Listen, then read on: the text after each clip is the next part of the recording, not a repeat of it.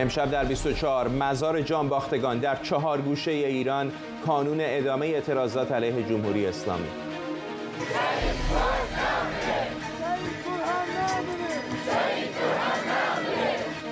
خبرگزاری هرانا میگه 560 معترض از جمله 69 کودک زیر 18 سال کشته شدند. بازگشت ولادیمیر زلنسکی به اوکراین تحت تدابیر شدید امنیتی. رئیس جمهوری اوکراین با یک بسته 1.8 میلیارد دلاری و سامانه دفاعی پاتریوت به خانه برگشت. تأکید نخست وزیر آینده اسرائیل به عدم دستیابی جمهوری اسلامی به سلاح هسته‌ای. پوتین در گفتگوی تلفنی بازگشت نتانیاهو به قدرت را تبریک گفت. و در ادامه حمایت‌های بین‌المللی از ترانه علی دوستی، اتحادیه بازیگران سینما، تلویزیون و رادیوی آمریکا خواستار آزادی هرچه سریعتر او شده. از واشنگتن دی سی این 24 است با فرداد فرحزاد. بینندگان ایران اینترنشنال در ایران و سراسر جهان، سلام به شما. پنجشنبه 1 دی معترضان در کامیاران و سنندج مراسم 40م فؤاد محمدی و عیسی بگلری از کشته شدگان اعتراضات اخیر رو با شعارهای ضد حکومتی برگزار کردند.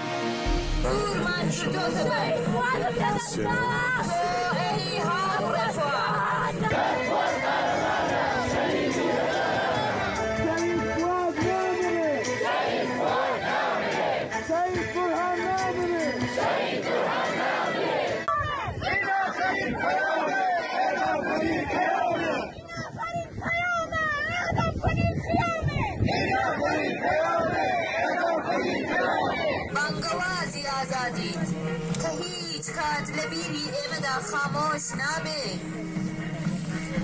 هاورد ليرم لو جيغا يكيانت بستر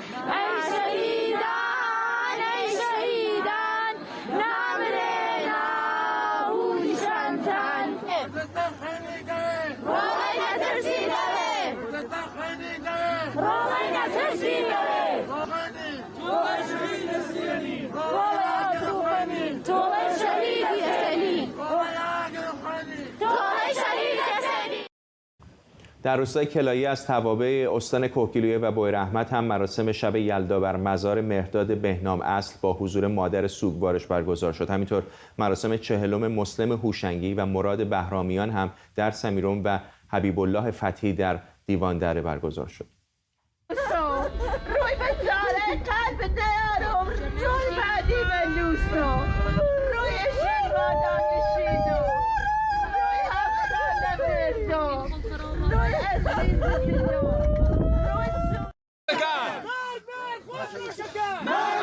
خفروش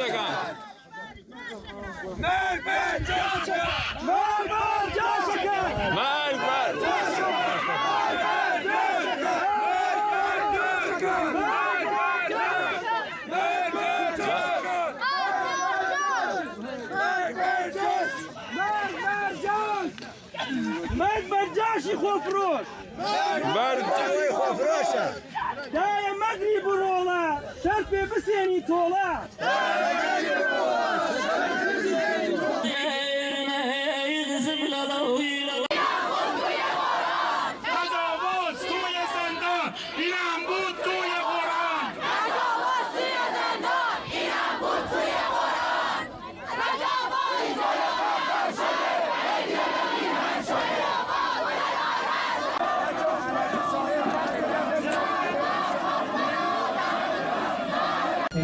قطعه شعری توسط مهسا خانم دختر آقا مراد عزیز.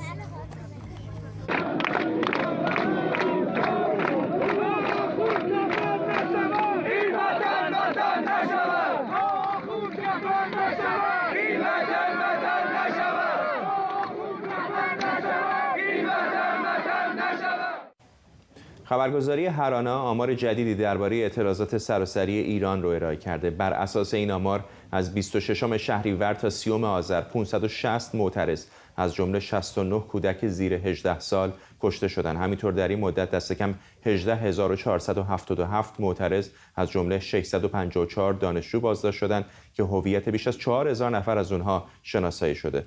هرانا میگه تا 30 آذر حدود 1200 تجمع شهری و دانشگاهی در 161 شهر و 144 دانشگاه در سراسر ایران برگزار شده. نگرانی‌ها درباره وضعیت زندانیان، خطر اعدام و احکام سنگین و وضعیت نامشخص محل بازداشت بسیاری از معترضان هم واکنش‌های گسترده‌ای رو در داخل و خارج داشته. اردشیر زارزاده مدیر مرکز بین‌المللی حقوق بشر از تورنتو با ماست. آقای زارزاده، در این روزها و هفته‌های اخیر دیدیم که به خصوص دولتمردان اروپایی خیلی نقش پررنگی دارن بازی میکنن در حمایت از کسانی که زندانی هستن، بازداشت هستن، با خطر اعدام به خصوص روبرو هستن. فکر میکنید چقدر این فشارها، این کفالت‌های سیاسی که اروپایی‌ها پذیرفتن کمک کرده برای فشار بیشتر بر جمهوری اسلامی؟ بله، متاسفانه شاهد سرکوب‌های شدید در ایران هستیم و جمهوری اسلامی فرصت پیدا کرده تا عده بیشتر رو بازداشت و زندانی بکنه، ولی خب از اون طرف هم به هر حال مردم با اعتراضات پاسخ میدن، هموطنان ما در خارج از کشور پاسخ میدن و یکی از دلایلی که مقامات اروپاییان، نمایندگان مجلس از زندانیان سیاسی حمایت میکنن و اسپانسر اونها میشن، کفالتشون رو بر عهده میگیرن، به خاطر همین فعالیتایی که مردم دارن انجام میدن، چون هنوز در خیابان هستن، چه در داخل کشور و چه در خارج از کشور. خب همیشه جمهوری اسلامی از مسئله آگاهی رسانی، اطلاع رسانی وحشت داشته. وقتی که کفیل یک زندانی میشه، یک نماینده مجلس یا یک مقامی یا یک چهره شناخته شده، علاوه بر این که راجع به اون فرد خاص که در زندان هست اطلاع رسانی میشه، در عین حال بهانه‌ای میشه در مورد صحبت کردن در ارتباط با همه زندانیان سیاسی و به خصوص سرکوبی که جمهوری اسلامی در پیش گرفته و هر گونه قانونی رو زیر پا میگذاره، به هیچ عنوان توجه نمیکنه که در خود قوانین جمهوری اسلامی هم سرکوب زیر سوال هست. جمهوری اسلامی بخش مهمی از قوانین حقوق بشری سازمان ملل و معاهدات را امضا کرده، همه اونها رو نادیده میگیره. بنابراین وجود و حضور مقامات و نمایندگان مجلس در واقع اون فریبی که جمهوری اسلامی میخواد ایجاد بکنه، یعنی افکار جهانیان رو که به صورت قانونی در حال سرکوب هست رو چالش بکنه و این کمک میکنه که خب طبیعتاً جمهوری اسلامی عقب نشینی بکنه و مردم به سمت جلو حرکت بکنن. آقای زارزاده، میبینیم که فشارهای غربی ها از جمله همین حرفایی که الان زدیم داره بیشتر میشه، تحریم‌های بیشتری به نظر در راهه، وضعیت اقتصادی بسیار بحرانی هست، قیمت دلار هر لحظه که نگاه میکنید بالا و بالاتر میره، الان از مرز 40,000 تومان هم گذشته. چقدر فکر میکنید که اینها تبدیل به گدازه‌های زیر یک آتشفشانی شدن که هر لحظه ممکنه فوران کنه؟ واقعا روزهای آینده رو نمیشه پیش بینی کرد. شرایط امروز خیلی فرق کرده. الان نه جنبش 18 تیر 78 جنبش دانشجویی، نه دوره جنبش سبز هست که ما خیلی تلاش کردیم ولی غربی ها و دموکراسی های غربی ما رو حمایت نکردن یا اینکه کمتر در کنار ما بودن. این روزها میبینیم که حمایت ها روز به روز داره بیشتر میشه و هموطنان ما، فعالان حقوق بشر، فعالان اجتماعی، گروه‌های سیاسی تلاش‌های زیادی دارن میکنن که در واقع حمایت‌های بین‌المللی وسیعی رو شکل بدن و میبینیم که به خوبی این اقدامات داره انجام میشه. طبیعیه که حجم این فشارهایی که روی جمهوری اسلامی هست و حجم حمایت‌هایی که از مردم ایران و حرکت‌ها داره انجام میشه که واقعا قابل مقایسه با گذشته نیست، کمک بکنه برای تحولات و اتفاقات مهم در داخل کشور. من برعکس خیلی‌ها که میگن که در بین نیروهای سیاسی، در بین فعالین اتحاد وجود نداره یا حالا همراهی وجود نداره یا کمتره، معتقدم که اتفاقاً این فعالیت هایی که در کشورهای مختلف داره انجام میشه بسیار بسیار تونسته تاثیرگذار باشه، حتی از یک اپوزیسیون واحد. ممنونم از شما اردشیر زارزاده، مدیر مرکز بین‌المللی حقوق بشر از تورنتو کانادا. فقط اشاره بکنم که گزارش هرانا میگفت 506 کشته که من به اشتباهی 560 خواندم. در پی روند افزایشی نرخ دلار آمریکا و دیگر ارزهای خارجی در بازار آزاد ارز تهران، قیمت دلار از مرز 40,000 تومان هم عبور کرده. در واکنش به این کاهش ارزش ریال، رئیس کل بانک مرکزی علی صالح آبادی با غیر واقعی خوندن این افزایش گفته دولت رئیسی برای کاهش نرخ ارز برنامه داره. صالح آبادی در عین حال یکی از علل این افزایش بی سابقه نرخ دلار رو اعتراضات چند ماه اخیر در ایران به افزایش نرخ بهره در سطح جهانی دونسته. محمد ماشینچیان، پژوهشگر ارشد دانشگاه پیتسبورگ از پنسیلوانیا، با ما ماشینچیان، این برنامه‌ای که ازش حرف میزنن چه است؟ چه برنامه‌ای میتونه دولت آقای رئیسی داشته باشه؟ درود بر شما. برنامه‌ای قطعاً من بهتون اطمینان میدم که وجود نداره. مدت زیادی نمیگذره از این که بهترین برنامه حکومت برای جلوگیری از افزایش بیشتر قیمت دلار بیرون کردن اخراج معاون ارزی بانک مرکزی بود. خاطرتون هست 10 روز نمیگذره یا حالا مدت زیادی نمیگذره ازش. ملاحظه میکنید که افاقه نکرد و این افزایش ادامه پیدا کرد. ادعا کردن اون موقع که این مقطعیه، منتها ببینید این چه مقطعیه که 40 سال ادامه داره. از زمانی که از زمان انقلاب از سال 57 که قیمت دلار 7 تومن بود، این مقطع همینطور ادامه داشته تا امروز. خاطرتون هست این اختلاف همیشه وجود داشته و همیشه بین منظورم قیمت مصنوعی دولتی و ارزش واقعیه و کماکان ادامه داره. این شکافه هر روز داره بزرگ و بزرگتر میشه. برنامه‌ای در کار نیست. در مورد ارتباطش به سیاست‌های ایالات متحده هم من بهتون اطمینان میدم. خیلی اثباتش هم ساده است. کافیه شما ملاحظه کنید ببینید که در همین 10 سال اخیر بارها ارزش دلار رو، اصلا دلار رو ضعیف کرد خود دولت امریکا. در ایران قیمت دلار بالاتر رفت. نرخ بهره رو پایین آوردن، بالاتر رفت. نرخ بهره رو بالاتر بردن، بالاتر رفت. میخوام بگم که اینها بهانه است و رقت انگیز هم هست. واقعیتش رو بخواید به نظر من اینکه ابر و باد و مه و خورشید و فلک دست به دست هم دادن که قیمت دلار بالا بره، همه مقصر هستن الا خود سیاستگزار. آقای ماشینچیان، گزارش‌هایی هستش که الان میزان اسکناس‌هایی هم که بانک‌ها در دست دارن، حالا البته تمام پول رایج کشور که طبیعتاً اسکناس نیست، اما اسکناس‌هایی که بانک‌ها در دست دارن محدود هست. میدونیم که بعضی‌ها میرن پای دستگاه خودپرداز، نمیتونن اونقدری که میخوان پول بردارن. در بعضی موارد محدودیت‌هایی اصلا برای برداشت روزانه وجود داره. چقدر فکر میکنید که این ممکنه خودش منجر بشه که دولت متوسل بشه به چاپ بیشتر اسکناس و احیانا افزایش نرخ ارزها دوباره بیش از همینی که الان میبینیم؟ واقعیتش من بین این موضوع ارتباط وثیق یا مستقیمی خیلی نمیبینم. همونطور که به درستی اشاره کردید حجم نقدینگی در کشور ما قابل مقایسه نیست با مقدار اسکناسی که واقعا داریم. دولت هم هیچ وقت پرهیزی نداشته از چاپ بیشتر اسکناس، این رو ادامه هم خواهد داد.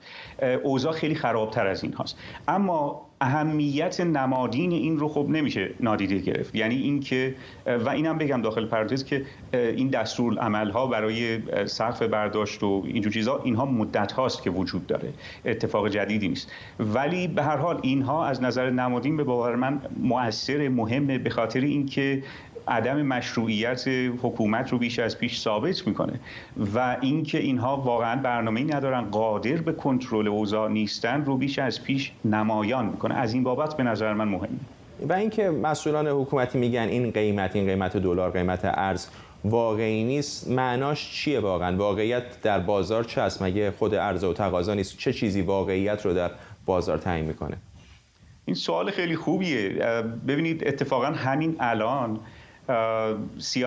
قوه مجریه و قوه مقننه تو مجلس دارن تو سر و کله هم میزنن برای تعیین قیمت دلار در بودجه 1402 و این تبدیل به یک کمدی تلخ و در عین حال مضحکی شده که اینها دارن میگن که از یک طرف میگن قیمت رو یه ذره به واقعیت نزدیکتر انتخاب کنیم، در عین حال عده‌ای میگن که نه، اگر قیمت رو نزدیک به واقعیت انتخاب کنیم برای بودجه 1402 خودش سیگنال میده به چرا؟ به خاطر اینکه در واقعیت برابری ریال و دلار مدت هاست که از 40,000 تومان گذشته اگر سیاستگزار دست از تزریق ارز به بازار برداره، یک روز فقط برداره، اونجاست که قیمت واقعی رو خواهیم دید.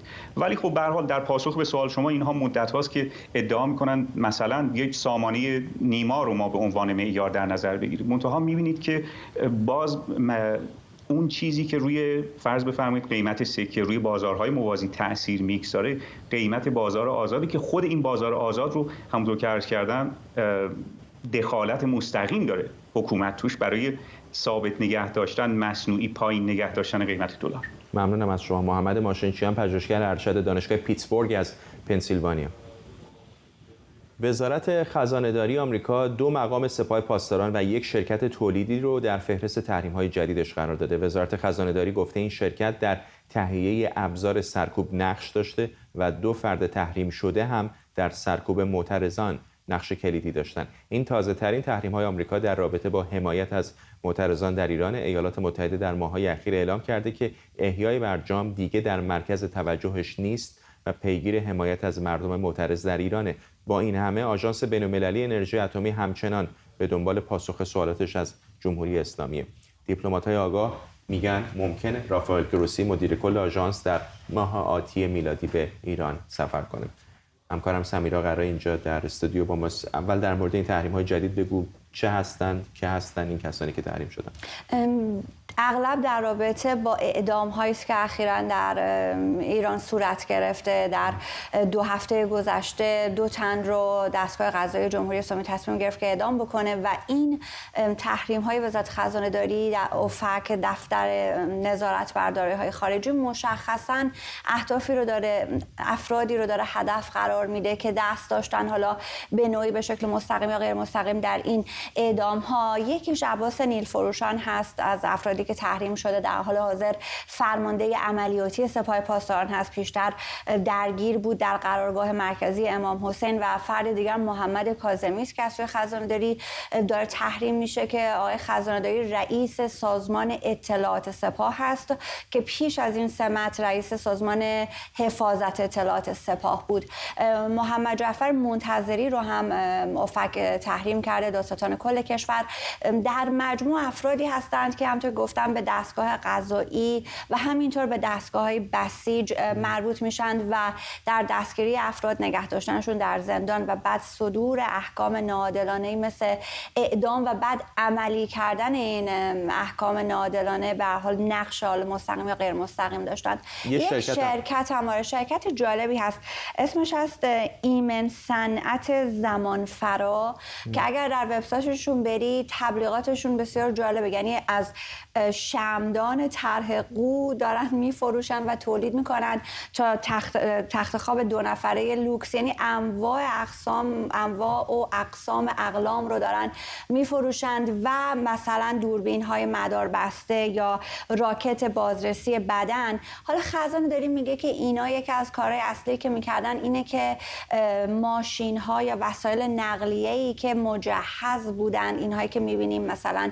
نرده‌ای در جلوی ماشین وجود داره، اینها رو برای در واقع دم و دستگاه سرکوب برای نیروهای سرکوبگر جمهوری اسلامی اینا رو مهیا می‌کردن و مشخصاً به خاطر تهیه ابزار و ادوات سرکوب مورد تحریم وزارت خزانه‌داری فردا قرار می‌گیرن. از اسمشون به نظر میاد که فروشنده کل بودن احتمالاً دیگه، مثلا دیجی کالا اینا که نیستن که سایت داشته باشن. خودشون هم تولید انجام میدن. تا اونجایی که من از وبسایتشون متوجه شدم تولید انجام میدن و خیلی مفتخرن. فکر میکنم از 1388 نوشته بود که تأسیس شدند. احتمال داره که یک مجموعه تولید کننده رو هم دوره هم گرد آوردند، اما خودشون مشخصا به عنوان شرکت ثبت شدن، به عنوان شرکت تولیدی. و اینا همه در حالیه که بحث مذاکرات هسته‌ای رو همه دارن از نزدیک دنبال میکنن که سرنوشتش چه خواهد شد. از یه طرف میبینیم که آمریکایی‌ها میگن فعلا برنامه‌ای نداریم که ادامه بدیم، ولی زمزمه این هستش که شاید رافائل گروسی امیدهایی داره. امید حالا چون گروسی به هر حال از جمله کسانی بود که مدام داره هشدار میده. مسئله اینه که یک شنبه همین هفته یک گروهی از یک مجموعه بازرس از آژانس بین‌المللی انرژی اتمی به ایران سفر کرده بودند که اونجا بازرسی‌های انجام بدند. در اون سفر ایران ابراز علاقه کرده که آقای گروسی به ایران سفر بکنه و احتمال داره که ماه ژانویه وارد ایران بشه. اما اینکه این سفر چقدر دستاوردهای مثبتی خواهد داشت حقیقتا از چشم دیپلمات‌های غربی پاسخش منفی هست، اما از سوی جمهوری اسلامی شاید بتونیم تعبیر به این کنیم که ادامه همین وقت خریدن هاست، ادامه این که حالا شما سفر کنید، حالا صحبت میکنیم، حالا شاید بتونیم اختلافات رو حل بکنیم. بیشتر باید در این چارچوب به این خبر نگاه کرد و موقعیت شغلی اونم طوری نیستش که بگیم مثلا مذاکرات تمام بکنیم، تا آخرین نفس هم که شده طبیعتاً باید چانه زنی کنه. دقیقاً، و اون وظیفه‌اش اینه که بتونه به جهان، به کشورهای مختلف، به قدرت‌های جهانی و مشخصاً به اعضای پیمان عدم اشاعه NPT به اونها تضمین بده که برنامه هسته ایران صلح‌آمیز. یک نفر میتونه این کار انجام بده و اون هم آقای گروسی هست و جهان هم به آقای گروسی اعتماد داره.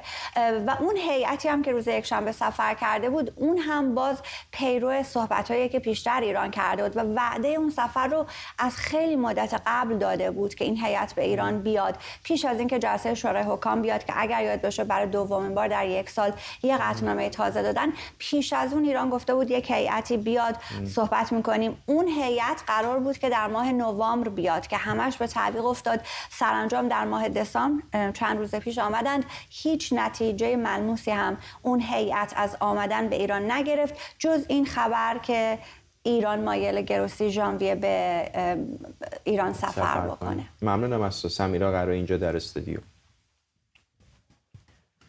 ولادیمیر زلنسکی رئیس جمهوری اوکراین ساعتی پیش بعد از دیدار با جو بایدن و سخنرانی در کنگره آمریکا با حداقل یک بسته کمک نظامی 1 میلیارد و 800 میلیون دلاری که شامل سامانه دفاعی پاتریوت هم میشه، بعد از توقفی کوتاه در لهستان به کشورش بازگشت. کشوری که حالا بخش بزرگی از اون به دنبال حملات پهپادی و موشکی روسیه به سامانه‌های تولید برق و انرژیش در تاریکی و سرما فرو رفته. زلنسکی در سخنرانیش در کنگره آمریکا کمک‌های پهپادی ایران به روسیه رو حمایت یک تروریست از تروریستی دیگر عنوان کرد. وقتی روسیه با توپخونش نمیتونه به شهرهای ما برسه، سعی میکنه با حملات موشکی اونها رو نابود کنه. حالا روسیه برای نسل کشی یک متحد پیدا کرده، ایران. جمهوری اسلامی صدها و صدها پهپاد مرگبار به روسیه فرستاده که تهدیدی برای زیرساخت‌های ما هستند. جمهوری اسلامی صدها و صدها پهپاد مرگبار به روسیه فرستاده که تهدیدی برای زیرساخت‌های حیاتی ما هستند و به این ترتیب یک تروریست دیگه‌ای رو پیدا کرده. اگه حالا جلوشون رو نگیریم، دیر یا زود اونها به سایر متحدان شما حمله میکنن. همین حالا باید اونها رو متوقف کنیم.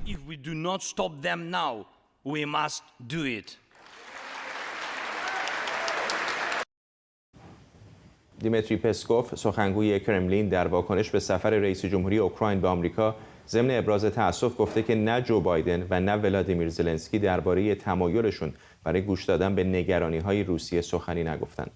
در این سفر رئیس جمهوری آمریکا و وزیر خارجه این کشور بار دیگه بر حمایت از اوکراین تاکید کردند و از لایحه فرستادن یک بسته مالی 45 میلیارد دلاری دیگه به اوکراین گفتند. امید معماریان روزنامه‌نگار از دیترویت با ماساق معماریان هیچی نباشه حداقل یک بسته 1.8 میلیارد دلاری رو آقای زلنسکی داره با خودش به اوکراین برمیگردونه. فکر می‌کنید این سفر چقدر کمک کرد تا سیاستمداران اینجا در آمریکا راغب بشن به کمک‌های بیشتر به کیف؟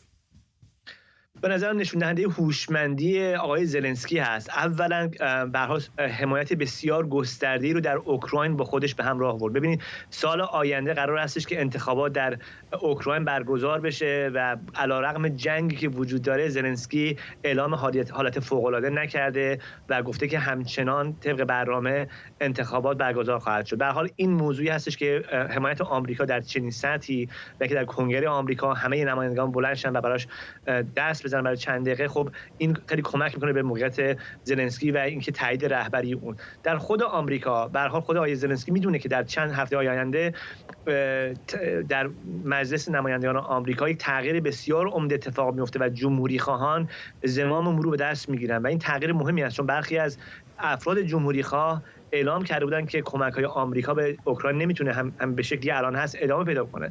بنابراین در زمانی اومد اینجا که به هر حال بتونه که یک جوری اتحادهای جدیدی رو برای خودش در آمریکا دست و پا بکنه و سخنرانی کردن در کنگره آمریکا به نظر من به این مسئله خیلی کمک میکنه.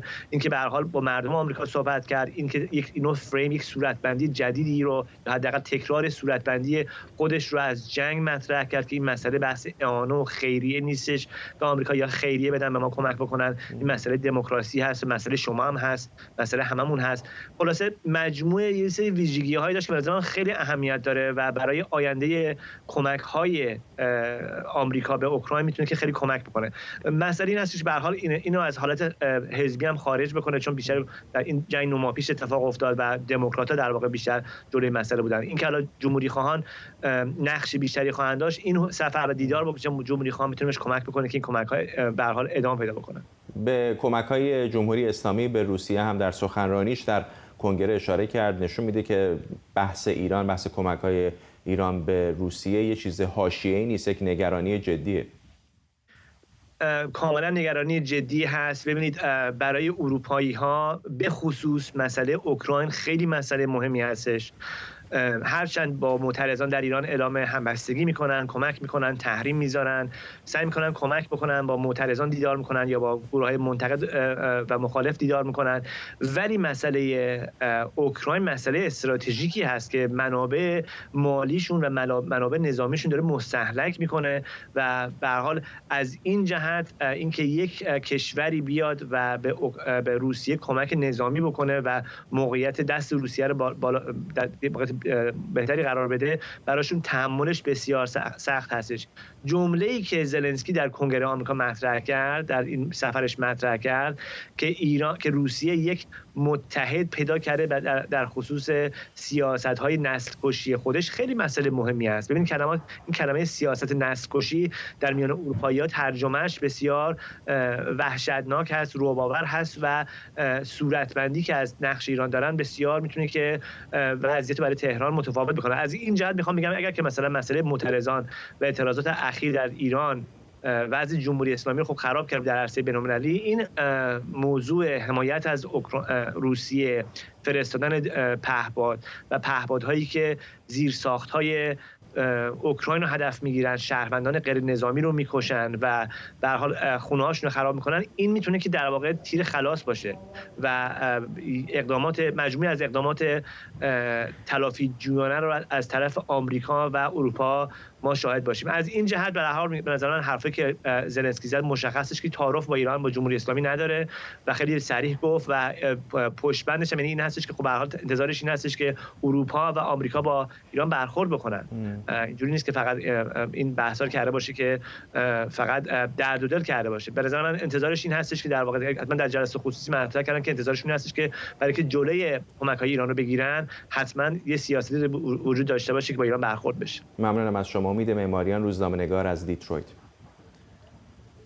شبکه‌های خبری آمریکا هم از تدابیر فوق امنیتی در جریان سفر رئیس جمهوری اوکراین به واشنگتن خبر دادند. گزارش‌ها درباره سفر زلنسکی به واشنگتن از اوایل هفته پیش شروع شد، اما تا بامداد روز چهارشنبه، زمانی که مقامات آمریکایی مطمئن شدند که رئیس جمهوری اوکراین بدون مشکل در راه پایتخت آمریکاست، رسما تایید نشد. گفته شده این تدابیر امنیتی فوق‌العاده نشان از حیاتی بودن حضور زلنسکی در آمریکا و رابطه دو کشور در شرایط موجود داره. کلودیا تنی، نماینده جمهوری‌خواه ایالت نیویورک در کنگره، به ما پیوسته. خانم تنی، ممنونم که دعوت ما رو پذیرفتید. آقای زلنسکی در سخنرانی دیشبش به نقش جمهوری اسلامی در کمک به روسیه اشاره کرد و گفت یک تروریست داره از یک تروریست دیگر حمایت میکنه. این چیزی نیستش که همکاران شما در کنگره باش ناآشنا باشن، ولی فکر میکنید سخنرانی او چقدر ممکنه کمک بکنه که شما و همکارانتون فشارهای بیشتری از اینی که الان هم هست بر جمهوری اسلامی وارد کنید؟ خب من فکر نمیدونم که تا چه حد به این مسئله مخصوصا کمک خواهد کرد. نمیدونم، در واقع زیاد مطمئن نیستم در این زمینه. می‌بینید که این جنگ غیر قابل توجیه شروع شده در اوکراین توسط پوتین و میدونین که این رژیم هم با رژیم ایران، رژیم ملاهای ایران همراه هست و اونها با هم در واقع با هم هستن و همچنین روابطشون با چین یک روابط خیلی مشکل ساز و مسئله سازی شده. رژیم ایران رابطش با چین این یکی از مسائلیه که در حاشیه این مسئله اصلی قرار داره و تحت تاثیر اون هست به احتمال زیاد. امریکایی ها دوست دارن که رئیس جمهور زلنسکی در مورد اینکه چطوری مردم اوکراین دارن از خودشون دفاع میکنن این بخش رو خیلی دوست دارن که صحبت بکنن، مخصوصا بخشی رو که من نمایندگی میکنم در واقع که در اون بخش اوکراینی های زیادی هستن و بسیار در این زمینه احساس همدردی میکنن و خیلی دوست دارن که ببینن که مردم اوکراین چطوری عمل میکنن. خانم تنی، میدونیم که آمریکا وعده سیستم دفاعی پاتریوت رو به اوکراین داده، کمک‌های نظامی و مالی دیگری هم هست، اما یک چیزی که الان روی زمین به نظر میاد که واقعا مشکلی جدی ایجاد کرده پهپادهای ارزان قیمت جمهوری اسلامی است که ساختارهای انرژی اوکراین رو هدف قرار داده. به نظرتون ایالات متحده چه میتونه بکنه برای کمک به اوکراین؟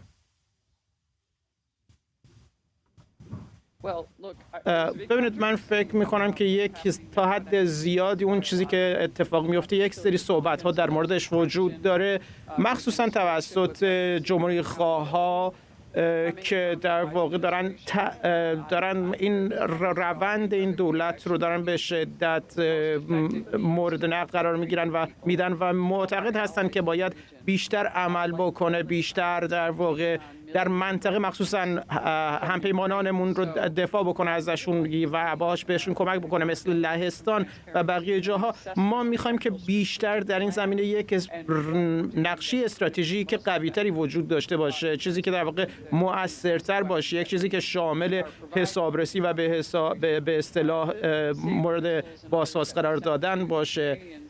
این موشک‌هایی رو که فرستاده شده در واقع بعضی دارن میگن که اینها مؤثرتر خواهند بود و باید در واقع خیلی وقت پیش میفرستادن، موقعی که در واقع در فوریه سال گذشته این جنگ بی‌دلیل شروع شد.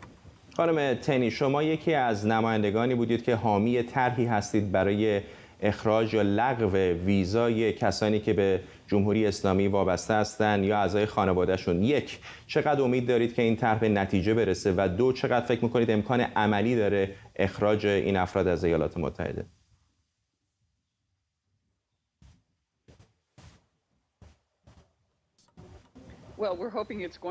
ما امیدوار هستیم که این مسئله خیلی در واقع تاثیر زیادی داشته باشه، مخصوصا این مسئله بسیار به لحاظ سمبولیک ارزشمند خواهد شد. ما میخوایم که اطمینان حاصل کنیم که کسایی که در قدرت هستن در ایالات متحده، اینایی رو که در واقع میان اینجا باشون به رسمیت نشناسن و باشون در ارتباط نگیرن، مخصوصا بعد از کشته شدن مهسا امینی، کسایی رو که در واقع دست داشتن در این کشته شدن این و همچنین کشته شدن بسیار افراد زیاد بیشتری که در واقع در ایران کشته شدن در طی این تظاهراتی که وجود داشته. می‌خوایم که این مسئله در واقع باعث بشه که اینها نیان اینجا، یک ارزش سمبولیک داشته باشه و به همین دلیل ما این طرح رو آماده کردیم.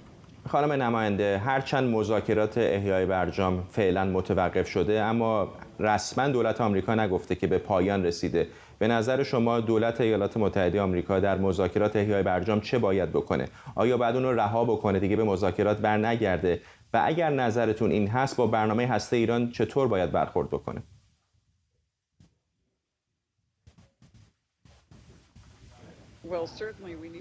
من فکر میکنم که قبل از هر چیز اون چیزی رو که باید قبلا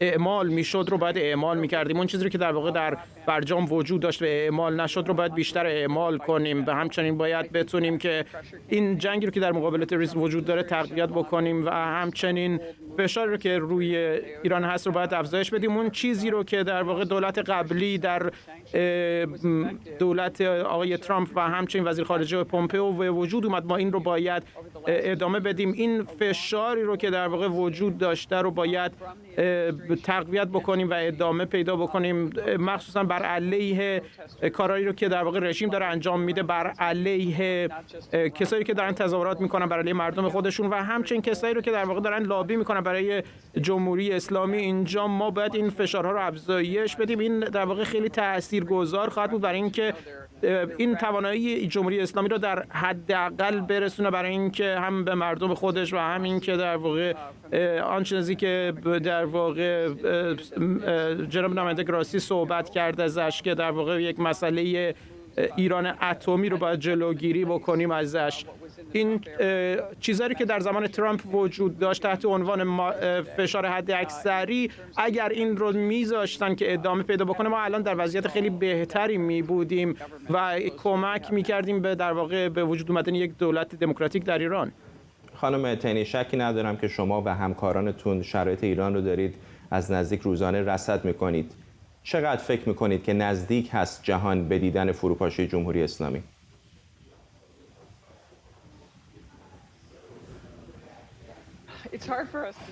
برای ما این سخت هست که این رو پیشگویی بکنیم، از اینجا بگیم از اینجا، مخصوصا این که در واقع ما اطلاعات لازم رو در این زمینه نداریم. آن چیزی که در واقع وجود داره، تمام اطلاعات و تمام اسناد و مدارکی که اونجا هست، ما به همه اونها دسترسی نداریم. اون چیزی که مشخصه اینه که در واقع تلاش زیادی در توسط مردم ایران در حال انجام هست. کسای زیادی هستن که در این زمینه کشته شدند و دولت داره کسای زیادی رو از بین میبره اونجا و در واقع این شجاعت داره ادامه پیدا میکنه و ما هم باید ادامه بدیم به در واقع حمایت کرده از این شجاعتی که در واقع مردم ایران دارن نشون میدن در خیابان‌های ایران. باید به این سمت بریم که در واقع مردم ایران بتونن که یک دولتی رو داشته باشن که اونها رو نمایندگی بکنه و به جامعه بین‌المللی بپیونده و بتونه در واقع برای اونها خوشبختی رو به وجود بیاره. این چیزیه که در واقع همه ملت‌ها میخوان و میخوان که در واقع کمک بکنه به این مسئله. میدونیم که در واقع تلاش زیادی شده، جمهوری ایالات متحده آمریکا تلاش کرده که در واقع بتونه کمک بکنه به این روند. اما نگاه بکنیم پولهایی رو که به عنوان مثال امریکایی‌ها دادن به ایرانی‌ها برای اینکه بتونن به خودشون کمک بکنن، اینها استفاده کردن از این پولها برای اینکه مردم خودشون رو سرکوب بکنن و به مداخلاتشون ادامه بدن. جامعه جهانی و همچنین مردم ایران در واقع این شایستگی رو دارن و لیاقت رو دارن که کشور خودشون رو دوباره به دست بگیرن و ما باید ادامه بدیم که فشارهای زیادی رو روی رژیم بذاریم که این تغییر رو امکان پذیر بکنیم.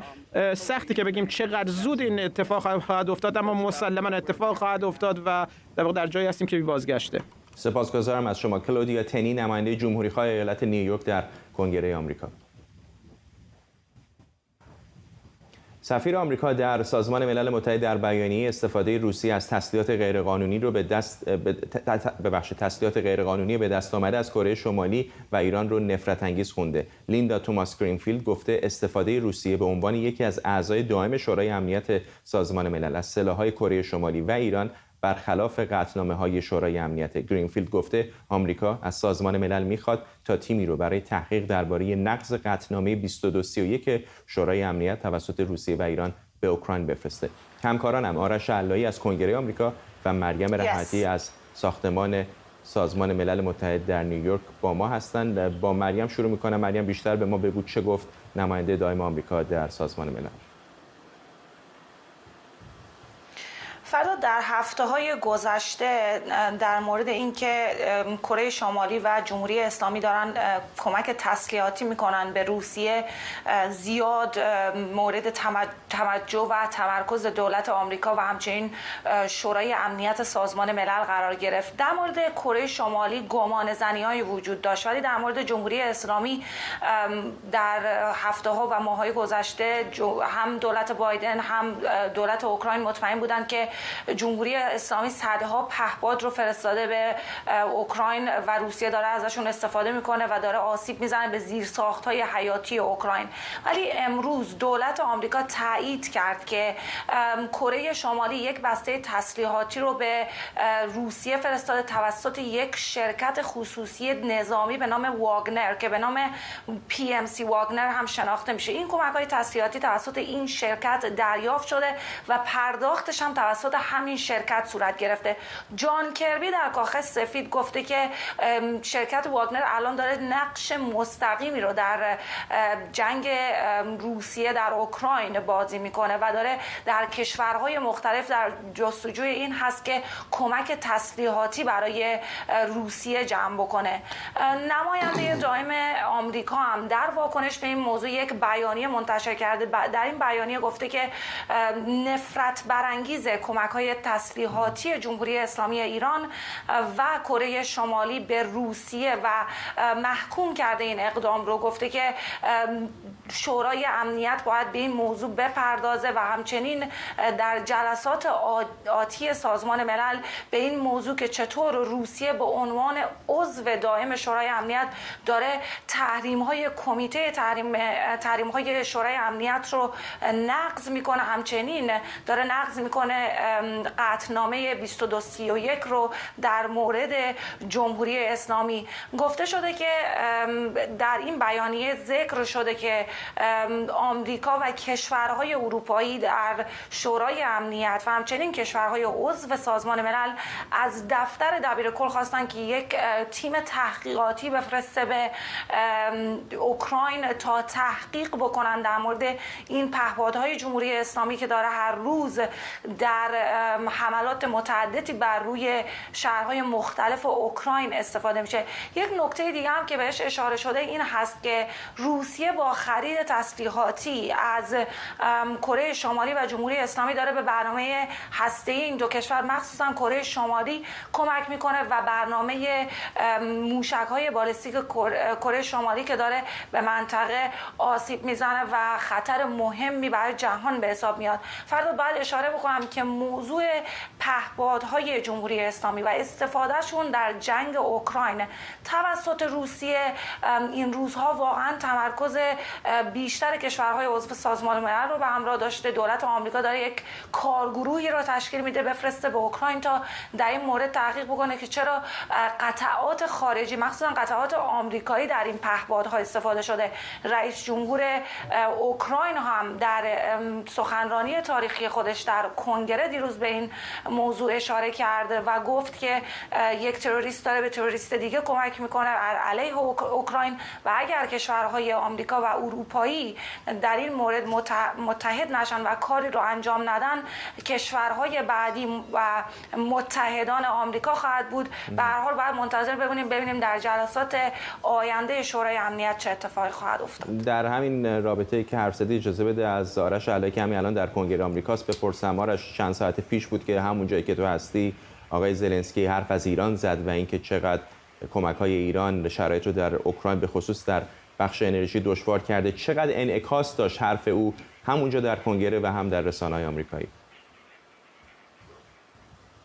آقای مایکل مککال نماینده جمهوری‌خواه ایالت تگزاس در گفتگو می‌کرد با CNN امروز در موردش انتقاد کرد از دولت بایدن. گفت اوکراینی‌ها به توپخانه پیشرفته‌تر و دوربرد احتیاج دارن برای که بتونن پهپادهای ایرانی موقعی که در سامانه‌های خودشون دارن کار گذاشته میشن و روی زمین هستن مورد هدف قرار بدن، نه وقتی این پهپادها میان به پرواز در میان حالا رادار باید رصدشون کنه، حالا باید با موشک بزننشون. و این سیستم دفاع پاتریوت هم که آمریکایی ها حالا یک سامانش رو دادن برای حفاظت از احتمالاً کیف، یک سامانه بسیار گرون قیمت هست. هر موشک چند ده میلیون دلار حتی ممکنه قیمت داشته باشه. خیلی منطقی نیست که شما پهپادهای $20,000 جمهوری اسلامی رو بخواید با موشک پاتریوت نابود بکنید. بنابراین انتقادها از دولت بایدن برای نوع سلاحایی که به اوکراینی‌ها میدن ادامه داره و اینم عادی است. در بخشی از کنگره الان می‌بینید اونایی که دست راستی هستن در حزب جمهوری‌خواه اصلا میگن چرا ما باید به اوکراین کمک کنیم. حدوداً 85 تن از نمایندگان جمهوری‌خواه دیشب در کنفرانس در نطق تاریخی آقای زلنسکی اصلا شرکت نکردند و امروز هم یه جوری به عنوان نشان افتخار این رو زدن به سینه‌شون. بعضیا گفتن چرا ما با چک سفید امضا کنیم، مثل خانم مارجری تیلر گرین و حتی رئیس احتمالی اکثریت مجلس نمایندگان آقای کوین مکارتی هم جداگانه آقای زلنسکی رو ملاقات کرد. ایشون نگفت ما کمک نمیخوایم بکنیم به اوکراین، ولی گفت این باید واسش یک حسابرسی وجود داشته باشه. الان تو صحبت‌های خانم کلادیا تنی هم شما شنیدید داستان حسابرسی. این پولا کجا میره؟ این پولا کجا خرج میشه؟ الان آمریکا با 9% یک تورم بی سابقه روبروست حتی، و بعضی از آمریکایی‌ها در شب کریسمس الان دارن میگویند که دارن خرید کمتری میکنن و شب کریسمسشون با پارسال متفاوت است. یه بخش دیگه هم در مورد صحبت‌های مریم. ببین این داستان قطعنامه 2231 رو دولت ترامپ هم میخواست بره و راجبش در سازمان ملل صحبت کنه و اینکه ایران قطعنامه 2231 رو که تسلیحات میفروشه رو نقض کرده. دولت ترامپ شکست خورد بارها در این زمینه، برای اینکه سعی کرد خودش جلو بندازه و بقیه کشورها رو با خودش همراه کنه. سیاست دولت بایدن کاملا متفاوت است از دولت ترامپ در این زمینه. سیاست دولت بایدن در این زمینه رهبری از پشت بوده است. یعنی همونجوری که شما می‌بینید دولت‌های اروپایی زمان دوره ترامپ اصلا صحبت نمی‌کردن در مورد تحریم مقامات جمهوری اسلامی. الان نمایندگان مجلس کشورهای اروپایی دارن به دولت‌هاشون فشار میارن که بیا سپاه پاسداران رو تحریم کن، بیا این یکی رو تحریم کن، بیا این یکی رو تحریم کن. واسه اینکه تمام اینا فشارهایی است که الان از طرف مردم ایران انقدر این فشارها آورده شده، ولی در این حال یک رهبری دیپلماسی هم از طرف دولت بایدن وجود داشته برای اینکه بخواد این فشارها رو راهنمایی کنه. ممنونم از تو آرش علایی، همکارم از کنگره آمریکا، و همینطور مریم رحمتی، همکار دیگرم از مقر سازمان ملل متحد در نیویورک. بنیامین نتانیاهو در گفتگوی تلفنی به ولادیمیر پوتین گفته اسرائیل به هیچ عنوان با یک ایران اتمی یا حضور نظامی جمهوری اسلامی در مرزهای شمالی این کشور کنار نمیاد. در این تماس رئیس جمهوری روسیه پوتین بازگشت نتانیاهو به قدرت رو تبریک گفته. بعد از این تماس دیوید بارنئا رئیس موساد گفته ایران قصد داره عرضه تسلیحات پیشرفته رو به روسیه برای استفاده در جنگ علیه اوکراین گسترش بده. مناشه امیر، کارشناس امور خاورمیانه از اورشلیم به ما پیوسته. آقای امیر، خیلی پیچیده است روابط مسکو و اورشلیم، به خصوص وقتی که موضوع به مسئله ایران میرسه. فکر میکنید که چقدر دولت بعدی اسرائیل زیر رهبری آقای نتانیاهو ممکنه یک موضع جدیدی بگیره و شرایط رو برای ایران عوض بکنه؟ بله، ظاهرا شگفت انگیزه که چگونه ممکن است شخصی مثل آقای ولادیمیر پوتین در اوج جنگ با اوکراین، در حالی که از موشک‌ها و پهپادهای حکومت اسلامی ایران برخورداره، یعنی همون رژیمی که میگوید علنا که اسرائیل نابود باید گردد، میآید و به آقای نتانیاهو زنگ میزنه، پیروزیش رو تبریک میگه و امید گسترش همکاری ها رو داره. ولی اونهایی که به پیشینه روابط پوتین و نتانیاهو و در واقع پیشینه روابط اسرائیل و روسیه آگاهی دارن اصلا شگفت زده نمیشن. این دوستی و همکاری بین دو کشور بر علی‌رغم دوستی و همکاری که حکومت روسیه با رژیم ایران داره از سالها پیش بوده و علل متعدد داره، از جمله اینکه 1 میلیون نفر روسی زبان در اسرائیل زندگی میکنن که این یک ثروتی برای روسیه محسوب میشه. روسیه بسیار مایل و خوشنود از اینکه اسرائیل در حریم هوایی سوریه به پرواز در میاد و قرارگاه‌های سپاه پاسداران رو میزنه و نابود میکنه. روسیه یعنی آقای پوتین بر این باور است که آمریکا، که اسرائیلی ها بر دولت آمریکا نفوذ بسیار دارن و میتونن میانجیگری بکنن و علاوه بر این برای آقای پوتین بسیار مهمه که از فرستاده شدن جنگ افزار اسرائیلی به اوکراین جلوگیری بکنه. اینها همه عواملی است که مسلما روسیه هم نمیخواهد که رژیم ایران به بمب هسته‌ای مجهز بشه. آقای امیر، به روابط روسیه و اسرائیل اشاره کردید. میدونم که روابط طولانی و پیچیده‌ای هست، از جنگ جهانی بگیرید تا یهودیانی که بعد از فروپاشی اتحاد شوروی به اسرائیل مهاجرت کردن. متوجه هستم که چقدر این روابط تنیده هست، اما چقدر الان در شرایط فعلی که روسیه حمله کرده به اوکراین و عملاً رو در رو قرار گرفته با دنیای غرب، این اگر بشه اسمش رو وسط بازی گذاشت، وسط بازی اسرائیل میتونه براش هزینه بخش باشه، برای اینکه داره پشت میکنه به یکی از نه یکی مهمترین متحدش ایالات متحده؟ نه به این حد نیست.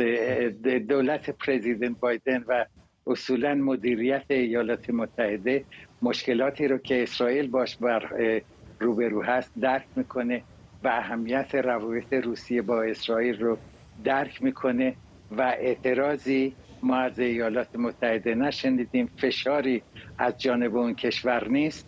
ولی خب اسرائیل واقعا در تنگنا قرار داره.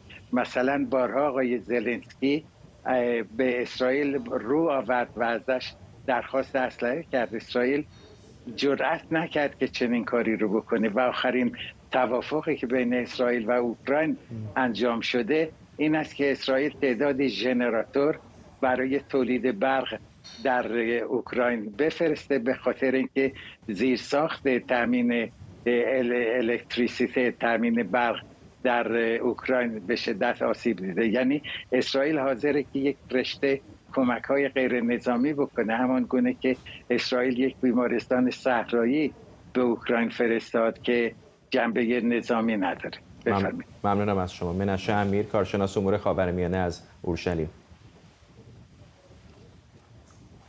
اتحادیه بازیگران سینما، تلویزیون و رادیوی آمریکا با انتشار بیانیه‌ای بازداشت ترانه علی دوستی رو محکوم کرده و خواستار آزادی هرچه سریعتر این بازیگر شده. در این بیانیه آمده که اونها به شجاعت علی دوستی، هنگامه قاضیانی، کتایون ریاحی و دیگرانی که همه چیزشون رو برای به دست آوردن زندگی بدون ستم به خطر میندازن درود میفرستن. این اتحادیه که بیش از 150,000 عضو داره تاکید کرده بازداشت شدگان در ایران به اونها نشان دادند که حتی در تاریک‌ترین و بی‌رحمانه‌ترین سرکوب‌ها هم روح انسانیت خواهد درخشید. همکارم نیلوفر رستمی اینجا به ما پیوسته. بازداشت‌ها زیاد بوده در ایران، ولی بعضیاشون خب واکنش‌های بین‌المللی بیشتری طبیعتاً داره. از جمله همین بازداشت خانم ترانه علی دوستی به خاطر نقشی که در سینما داره و توجهی که رسانه‌ها و دیگر نهادهای بین‌المللی بهش میدن. درسته فردا. در واقع ترانه علی دوستی کسیه که توی بیشترین و معروفترین جشنواره‌های بین‌المللی، هرچه که نامش رو بگید، برلین، کن، اسکار، ونیز، همه اینا حضور داشته و در واقع ما تنها اطلاعاتی که ازش داریم اینه که 6 روز از بازداشتش گذشته، فقط اینکه در حضور دختر کوچیکش بازداشت شده و در بند 209 زندان اوین به سر میبره. چیز دیگه بیشتر از این نداریم. همینطور که توی خبرت خوندی، امروز اتحادیه بازیگران سینما، تئاتر و تلویزیون آمریکا بیانیه دادن و خواستار آزادی فوری این بازیگر شدن. اما روز گذشته هم نشریه وریتی بیانیه‌ای رو منتشر کرد که در واقع 2 تا از جشنواره‌های مهم اروپا، برلین و روتردام و همینطور آکادمی فیلم اروپا بیانیه دادن و خواستار آزادی بدون قید و شرط و فوری این بازیگر شدن. همینطور مایک داونی، مدیر آکادمی فیلم اروپا، در گفتگوش با وریتی گفته که وقتی که ایران ترانه علی دوستی رو که یک چهره محبوب و شناخته شده از سینمای ایران هست رو دستگیر میکنه به این شکل، یعنی نشون میده که حتی طاقت کوچکترین چالش رو در سر راه قدرتی که مرتب در حال فروپاشی هستش نداره. آنچه که ما داریم از 6 روز، یعنی در واقع روز بعد از بازداشت ترانه داریم میبینیم اینه که جمعی از همکارانش در مقابل زندان اوین تجمع میکنن. حالا اینها چه کسایی هستن؟ شهاب حسینی، پیمان معادی، رخشان بنی اعتماد، هنگام قاضیانی که خب خودش چندی پیش بازداشت شد، همه اینا چهره‌های شناخته شده‌ای هستند که در اکثر جشنواره‌های جهانی حضور داشتن، جایزه گرفتن.